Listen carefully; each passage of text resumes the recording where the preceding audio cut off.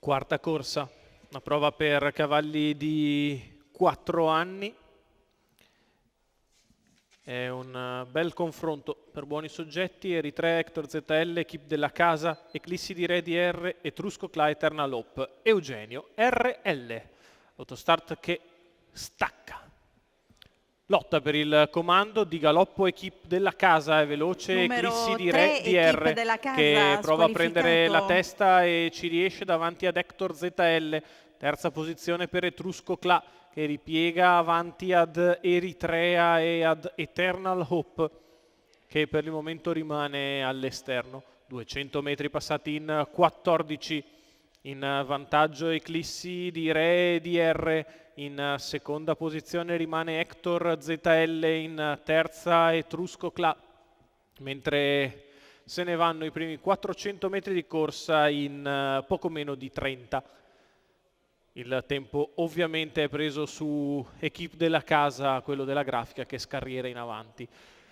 Così si va sulla curva di sinistra con Eclissi di Re DR al comando.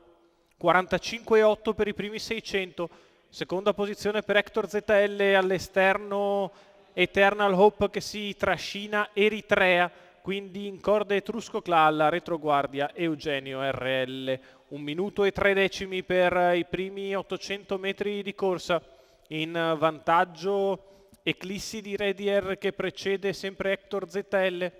Di fuori Eternal Hope per il momento non riesce a progredire, anzi sbaglia dopo 1 chilometro passato in 1:15,3. In vantaggio Eclissi di Re DR, all'esterno sempre Hector ZL, quindi Etrusco Cla. Di fuori prova la progressione Eritrea, la retta opposta alle tribune in 14,7, 1,30 spaccato per i 1.200 di gara.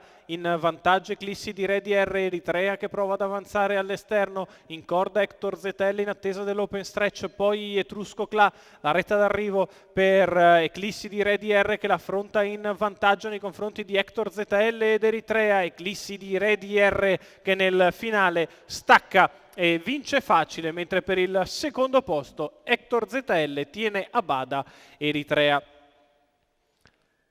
1:58,4 sul mio cronometro, 1:13,6 ragguaglio cronometrico per il successo di Eclissi di Re DR, Francesco Di Stefano in salchi e al training per i colori della scuderia Magica.